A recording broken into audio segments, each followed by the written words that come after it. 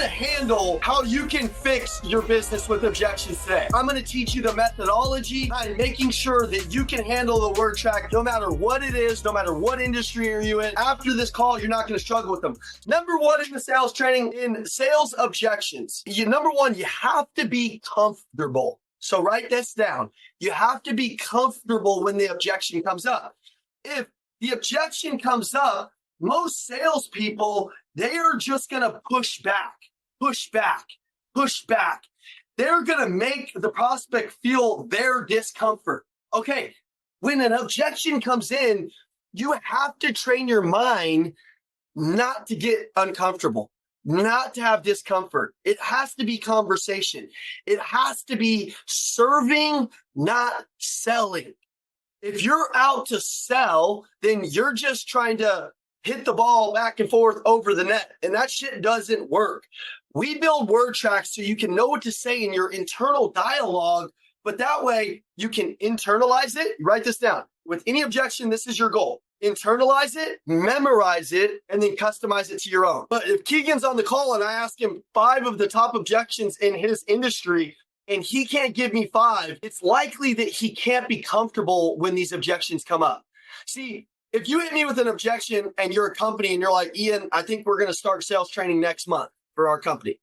Well, I'm not going to get uncomfortable. I'm going to say, okay, man, hey, that's a big deal. Whether you start today or tomorrow, it's like, hey, it's no big deal. But you know what Andy always says is, you know, those the things that are important should be done today, not put off tomorrow. Can you tell me a little bit why you would want to start next month? This is going to go into number 2, dig. Number 2 is dig. When I dig, I say, can you tell me a little bit more about why it is that you want to start next month versus starting now? Like, and I don't try to sell at that point. I don't try to handle the objection at that point. What I do is I dig a little bit deeper. Can you tell me why that is? Can you tell me a little bit more about that? Well, guys, when I dig, it gives the prospect a chance to bury themselves. It's like I'm taking the dirt out and we're getting ready to just dump that dirt back in there and bury it. But if I don't dig deeper on this, then I can't clarify what the prospect's actual objection is. Okay? So when I dig and I can get into that objection a little bit more, it will lead me into number 3, isolate. So once I can talk with you without handling an objection like a robot back and forth, I don't do it that way. I can dig a little bit deeper. I can understand you a little bit more, where you're coming from. It's super comfortable. It's not transactional. There's no like, there's no overselling. It's just, oh, tell me a little bit more. Oh, why do you feel that way? Oh, okay, cool. Oh, so you're saying that like next month you need to put it on your profit statement because that's really what you need to do for your P&L. Oh, okay. Tell me a little bit more about that. Now, in this business, are you the majority owner or is it somebody else? You know, who do you report this to? Oh, yourself. Oh, okay. Tell me a little bit more about why you do things this way. When I can dig, it'll allow me to then do number 4, which is clarify. So I can then clarify what's really going on. I can really clarify what's really going on. So I can say, okay, so let me just clarify what you said. I can clarify. I can say, I've isolated the objection. So out of everything, this is the only thing that's holding me back right here. This is it. That's what you're saying? And they're like, yeah, like this, it's this color, Ian. I can't do it because it's this. My wife won't let me do that. I love the car. I love the price. I love all of that stuff. I just can't do it because of the color. Perfect. So what you're telling me is that you could move forward if XYZ happened. You're telling me that you could go forward if that happened. And they're like, yeah, because I just clarified it. I just clarified, hey, if this happened for you, and what you're telling me is this is a problem for you, if we can get rid of that problem or we can help you solve that problem, then we can advance forward. Does that make sense? Sales training is not just about selling a new customer. It's about retaining the customer. Amateur salespeople, they're only worried about selling. Most salespeople are worried about retaining at a high level because the retention comes back. And that's the easiest deal. Year 2.5, 3, I started to understand this, started getting really good at this. I started getting really good at going through this process that I'm giving you guys. There wasn't a whole lot of headache. And then what happened, guys?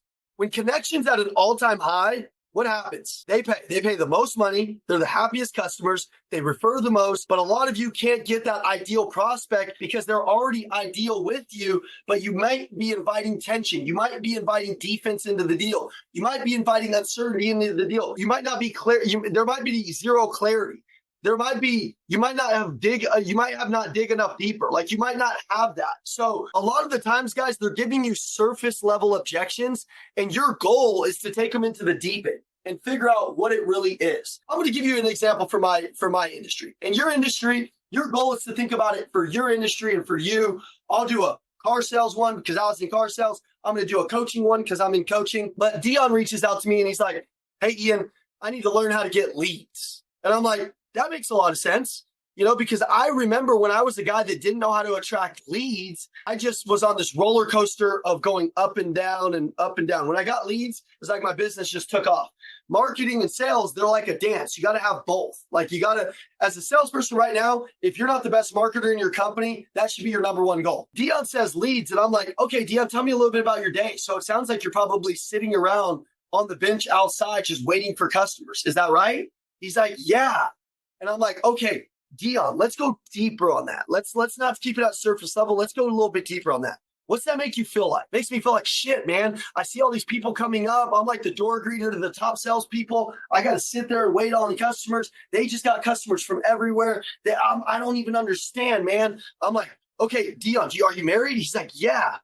I'm like, oh my gosh, okay, cool. So you go home. What's it feel like when you go home and you've sold a car? He's like, it feels amazing, man. I'm on fire. But that only happens 4 or 5 times a month, right? And he's like, yeah. I go, so let's clarify this. So you're saying that this lead problem is actually becoming like an at-home personal problem because when you go home, you're not fulfilled, you're not happy, your wife sees you, you're spending so much time away from them. If you know how to get leads, you can spend way more time with your wife, right? And your kid, right? He's like, yeah, it's affecting everything. Well, my goal is to paint the picture of what is actually truly happening and dig deeper so I can show Dion that it is actually much bigger of a problem because it is. I'm like, Dion, you think you have this problem, but it's actually much deeper. Does that make sense? It's going a whole lot deeper. And he's like, damn, you're right, man. This is that problem. And I'm like, great. Now let's solve it. Then I can make a presentation to solve that problem. Stop what you're doing and watching this amazing video. Do you want free access to all of our sales, leadership, personal development call? Do you want to become a better leader? Do you want to scale up and make more money as a salesperson? Do you want to get on fire for life and grow? You get free access. This is free, F-R-E-E. The link is in the description. Click it. You will get on calls with me and Andy personally. Can't wait to see you. Let's get back to the video. Now we're going to go to pause. For most salespeople, when that discomfort comes in, they just start a verbal tirade. And they go like this. You say, hey man, I got to think about this car. You're like, what do you mean you got to think about it? I haven't given you enough information not to think about it. What I like to do is this. And you said you love this. And it gets crazy. Pause, guys. Everybody say pause. Get comfortable hearing objection. I want you guys to think about it like this. You're a doctor. Write down doctor mindset. When an objection comes in, I want you to pause and say, okay, let me write this down. So you got to think about it. And what was the reason that you need to think about it? Just because he tells me? I'm like, hey, let's get some clarity on that. It's no big deal. If you got to go, I just want to make sure that I serve you at this highest level. Let's go a little bit deeper on why you said that. And then I can have a conversation with him back and forth and back and forth. There's not a frantic monologue going on where it's just like, there's so much going on. Don't get into that selling at a panic state. Have you guys ever been at that selling at a panic state? You're in bonus or something, or you're one car away and you're just panic selling. You're going to get fired if you don't hit 8 or something. Pause. Right now, you guys are all going to have at-bats today. You guys are all going to have customers today. If you handle those customers a little bit more intentionally, just a little carefully, a little bit more careful with the doctor mindset, they say something, I'm like, tell me more. Tell me more. Guys, if you keep them at surface level, you're going to make surface level money. You need to go deeper. You need to dig deeper, and you need to get better at being a question machine. Question machine, not an answering machine. Sales is really quite simple, guys. If we just simplified it and took really good care of people, like truly good care of people. Like your self-awareness has to go through the roof. It's just serving people at the highest level, thinking about ways to be great, thinking about ways to take Doug Robinson's name and cement it in the back of their mind for the rest of their life. Like truly, when we say treat people how you want to be treated, you think that's so vanilla, but I actually want to live by it. If you want to be great, you're going to have to do different things. You're going to have to care. You're going to have to be curious. You're going to have to go deeper. You're going to have to want to spend more time with these customers. Some of you want that customer in and you want that customer out. I want to spend 3 hours with that customer because I'll spend 3 hours with 2 customers for the day. That's 6 total. And one of them's going to buy, if I sold 1 car every day, that's 30 cars. You guys know that 99% of people in the world are salespeople? 100%. I mean, everybody's in sales in some way or another. So they haven't seen what a real true professional looks like. I guarantee you should be so good that they want to work for you.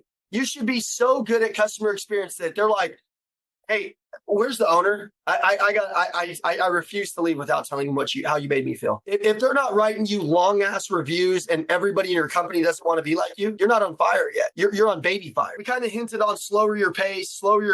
You know, we want to be urgent, but we want to move methodically, man. We want to move like a sniper. We don't want to move like a machine gun sprayer, just saying all this shit. Guys, I want to ask you guys a question. Have you guys ever went to buy something and somebody implanted objection in your sale that you didn't even think about, and then you had to think about it just because they ran their mouth too much? I go down to buy this couch the other day, and this guy's like, number one, I'm not happy to be there. Where I come from buying, this couch was marked at 40 grand. It was like half off. I've never bought a $20,000 couch. I don't even understand. My furniture's from Rent-A-Center, and I'm totally happy with like Rent-A-Center type shit, okay?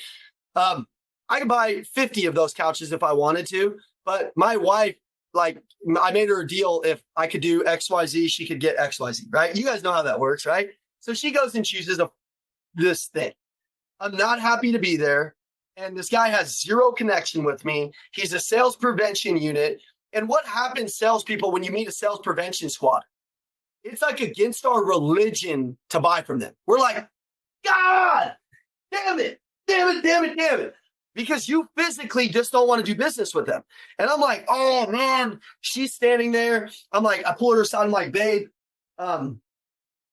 we can't buy this couch right here. I mean, we can buy the couch, but we got to go somewhere else. And she's like, why? What are we doing? And I'm like, he's told me this. He told me this. You know, then he tells her she needs like this new fabric, and the fabric's not even in stock. She wanted the one that was in stock. And then he's like, oh, this fabric's a little different. It was like $500 difference. We never asked for it. We didn't want it. Now she's confused. I'm confused. I was like, hey, listen, there's this guy down the road. I looked at the same exact store on the other side of Scottsdale. I said, he's got 8,000 reviews. I'll buy the couch from this guy because he looks like he's the best. Let's just go over there. I want to reward greatness. I physically can't buy from him. He confused me with this objection. I'm lost. Let's leave. I walk into the other store, and you know what the guy did? He was like, oh my God, hey, nice to meet you guys. Can I get you some water, coffee? Hey, what are you guys looking at today? Oh, you're looking at that couch. Oh, come on over here. How long have you been looking? Where have you been? I was like, I was just at this other store, and this guy got my wife all confused with this shit she doesn't need. It's this new fabric. He's like, oh, you're kidding me. Well, hey, number one, it's great that he mentioned that because it is something that would be nice for you to have. But by the way, we have a warranty that covers this for your couch for life at this price. So you don't really need it. And I'm like, that's what I want to hear. And he lets me talk. He digs deeper. He's like, what do you do? I'm like, sales training. He's like, oh, I love sales training. He's like, I train with this guy. You're an Indiana guy. I love that. And he starts digging deeper. Where are you from? I'm like, I'm from Denver. I'm showing him my old stuff. And then I'm like, I go over here. I go, do you see the difference here? Do you see the difference in who this guy is? This is the shit I want to reward. And then my wife gets it. She just knows I'm different. I'm like, I've been in sales for like 15 or 16 years now. So it's like, I'm a psycho. There's something wrong with me. So she knows that if I'm like, I just got to go feed that animal. And I was just not going to let this dude make a massive commission when he sucked. Get everything on the table. If you just wait for objections to pop up, then you're screwed. Okay, if Ken comes in and he doesn't have his wife and I talk to Ken, here's how my conversation goes with Ken. Hey, Ken, listen, nice to meet you. I'm talking to Ken. He's like, yeah, me and my wife have been thinking about this. I'm like, oh, your wife. That's amazing, man. Does your wife typically come down to purchase cars with you? you, or do you typically just do it yourself? And he's like, no, I typically do it myself. My wife hates this. I'm like, oh, cool, man. No big deal. What does she hate about it?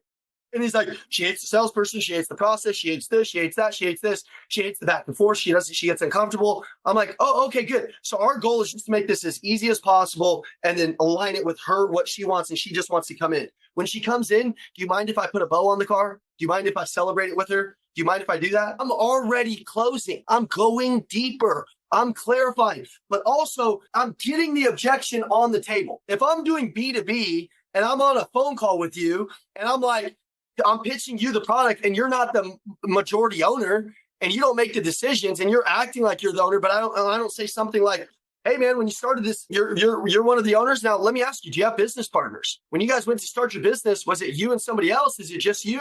Who's the main decision maker in your company? A good salesperson knows their sales process. You should know meet, greet, fact find, qualify, all that shit. A great salesperson knows where they're at on the sales process, and an unstoppable salesperson knows how to design their sales process within the customer on the sales process while they're on it. Every objection in sales has to be handled. Sometimes by going through the process of clarifying, digging, and isolating, you find that you don't really have to solve that problem in order to make the sale. Sometimes you think you have to solve a problem and you don't. It might not even be, that might not even be an objection. You might just have to move through it.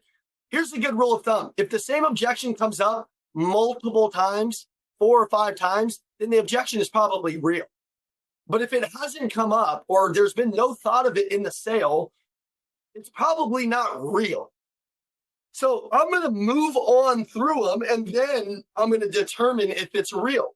And then I can go deeper. Then I can dig and I can handle. Get permission to share some ideas. In the event that you can't just move on and you actually have to solve the issue at hand, it's time to get permission to share some ideas. Say something like, would it be okay if I just threw in a couple ideas in terms of what we've talked about so far? This is my favorite line. Hey, man. Hey, Marcus, would it be okay if I threw in a couple of ideas? Would it be okay if I just threw in some ideas at you about what we've talked about so far? Would it be okay if I threw in a couple of ideas of what we've talked about so far? Would it be okay? Would it be okay if I talked about a little bit, a couple of things that we've already talked about so far? Like X, Y, Z. And I could line you up. But I want to challenge you guys to dig deeper. Raise your hand if that helps you. If it doesn't, that's okay. My brother will be back next week. He's better at this than me. I just like to yell and talk about stories. I'm like Andy. So I want you guys to think about a couple things right now. I want to end it here. It is your perspective. If you think these things are hard, they're hard. They're not hard. In fact, if you follow that framework, your life should be easy. You should be able to talk to people, say, hey, go a little deeper on that, buddy. Hey, go a little deeper on that. Hey, why do you believe that? Hey, what happens there? Hey, let me clarify something. That should be your lingo. You should watch this so it's your lingo 50 times. Hey, let me clarify something. Hey, can I offer you a couple of ideas on something that I think could be a good solution for you? Would that be okay? Hey, is there anybody else that's going to be on this decision with you? Oh, your executive team. Oh, okay, great. Do you typically do this and then roll it out to them? Hey, do you typically need somebody else to make the decision, or do you go ahead and just make it for everybody? How does that work? Okay. If it's a single product, you got to be painting these pictures in yourself, in the company. You got to be selling those things. But number one, you got to always be selling your state. You got to always be selling your state. Not like this. I'm talking to Daniel Kaplan, and Daniel's right here. He's at an 8. I'm not going to come in at a 13 on Daniel. I'm going to come in at a 9 of Daniel. My energy, my enthusiasm, my clarity, it's going to be at a 9. It's going to be right over where he has to graduate up a little bit. Not over the top where he can't get to it, but just enough where he can get to that, okay? Can I make a suggestion? Ty Preston said, hey, that's great, man. They want this road, but they told you the whole time they wanted leather and they're not getting the leather. I'm going to say, hey, can I make one suggestion? If you guys paid a little bit more money, you would be able to go into that. Do you want to do that? Is that something that you want to do? I just want to make sure that this invites credibility. This invites credibility. I know you guys have picked out this car. I know you guys have decided on this product. But before we do that, let me just ask you, can I make a suggestion? You also talked about a couple things that this one has. I don't want to invite confusion, but I want to make sure that we have clarity that we're going to go this route. Are we sure? Okay. It's conversation. It's fun. Guys, make sales great again. Make it conversational. Make it fun. Make it transforming. Show people you give a shit. It'll go massively far in the world. If you outcare the customer, you'll win. What's that mean? You get off the phone with Zion and he doesn't close. Is that it? No, Brandon, you need to send him something in the mail. You need to drive over to his house. You need to do whatever it takes. I got in trouble one time in Colorado, a few times, because they would call my owner because I was really aggressive, but I also was doing the right thing, I felt like. I had a customer, he wouldn't call me back. I'd just drive over to his house. I'd knock on his door and they'd be like, what are you doing here? Who are you? And I'd be like, I'm Ian. I talked to you on the phone 2 days ago. And they're like, about the Nissan? I'm like, yeah, I drove 45 minutes, dude. I thought something happened to you. I used to always do this. I used to always do it. And my boss would be like, bro, you know, you can just make more calls, right? I'm like, no, it's not about that, dude. He didn't answer. He might need something from me. I'm just going to go over there. You know, by the way, most of the time we're sitting around anyways. But what they started to see is it worked, man. Because they'd be like, you drove over here? And I'm like, yeah, I got the car. I got a chase car. I was just going to drop the car off to you and let you drive it. You want to just drive it by yourself? What do you want to do? What are we doing? Like, guys, you can go to their businesses and bring them. If you get a business owner buying a car from you, the number one thing that you should do, and you can take this into any business. If I sold a business owner and Sean Watson runs the Elliott Group, you sold me something. Let's say you sold me something. I run the sales team at the Elliott Group, and you're like, well, that guy can get 70 people to make decisions. Well, why wouldn't you show up and say, hey, Ian, thank you for buying our outbound sales software, whatever. And I'm like, oh, that's amazing. And you show up and feed my whole team. You're like, hey, I got lunch. I'm bringing it over for your team. See, salespeople that aren't abundant, they're not even going to think that way. I would show up and be like, hey, here you go. Here, nice to meet you. Here, how's it going? Nice to meet you. Here's how's it going? Nice to meet you. When I was selling cars, I sold the most profitable deal of my life. Was I sold one lady that was the director of nursing for Children's Hospital in Colorado, which has like 1,000 doctors and like 1,000 nurses. It's the biggest hospital in like the world. It's huge. And I said, how many people are you in charge of? Dig on her life. She said, well, I'm in charge of about 2,000 to 3,000 people or something. She said at the time. I said, sell one to many, not one to one. Sell one to many. I said, hey, is there any opportunity for me to bring like your team some lunch? She goes, yeah, we do a like kind of like what you guys do here. I'm sure a sales meeting every Friday at 1:00. And I'm like, you're kidding me. Could I talk to him? She said, yeah. Well, I thought I was talking to like 100 people. I'll never forget this. I wasn't a public speaker. I didn't know how to train. I was just a 19-year-old car sales guy. And I went over there. I had 3 Chase at Chick-fil-A nuggets. Me and my brother both weighed about 120 pounds combined. And we walked in there with nugget trays that were bigger than us. And we set them down. And these people were like, oh, my God, nice to meet you guys. And she goes, now you can get up there and pitch your services. And I was like, to all of them? And she's like, yeah, that's what you want, right? And I was like, it was like 2,000 people. And I was like, oh, my God. Evan's like, you do it. I was like, you do it. Let's both do it. All right, let's both do it. Like, let's hold hands. Don't hold hands. That's weird. You know? And then we got up there. We were like, hey, guys, and then we were reading a YouTube video. It was like, speak from the heart. We were like, we believe that nurses and doctors, the first responders are the best. We want to take money off of cars. We want to help you guys. We want to pay for an oil change. We'll invest our own money into it. We can pay for 10 oil changes because we only got $500, but we can pay for 10 customers who want an oil change. Want to thank you guys. Thanks for helping the community, blah, blah, blah. Well, we got 10 customers that did an oil change. 3 or 4 of them ended up buying a car. And I would speak there almost every time they had this sales meeting. Within a year, I had probably sold 150 to 200 cars to the hospital. Still today, if you go to that hospital and you're in Colorado, Children's Hospital in Aurora, Colorado, you'll drive up and you'll see Empire plates everywhere. That was the dealership I was at the time. You'll see Empire plates everywhere. So get creative, guys. Handle objections like a pro. Dig deeper. Have clarity. Let's go back over that real quick. 2 seconds. Be comfortable. Pause. Slow your pace. Have to clarify. Dig. Isolate. Get everything out on the table, man. That means just get it all out there so we know what we've got and ask to get it all out there. Move on. Get permission to share some ideas. And overall, have a great perspective. Whether you're at where you want to be or you're going to where you want to be, can you have joy on the journey? Can you be excited on the journey? Or do you just got to be a miserable asshole on the journey? That's a lot of people. That's a lot of people, guys. Those people are never fun to be around. So have fun on the journey, get excited on the journey, do a really good job for your customers. If you're an amateur, you don't care about customer service. You're just in it for your paycheck. And that's why you'll always have a small paycheck. There's not one person you can introduce me in the world to that are in it to just sell one person. And they're just a total, and you can see these people. There's not one of them that makes 7 figures. There's not one of them that make multiple 6 figures. It's always the guy that's paycheck to paycheck that thinks like that.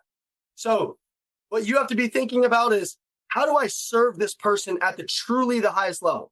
How do I go inside of my business and design a way for me to be truly different? I gave you some ideas. It's up to you to implement and execute.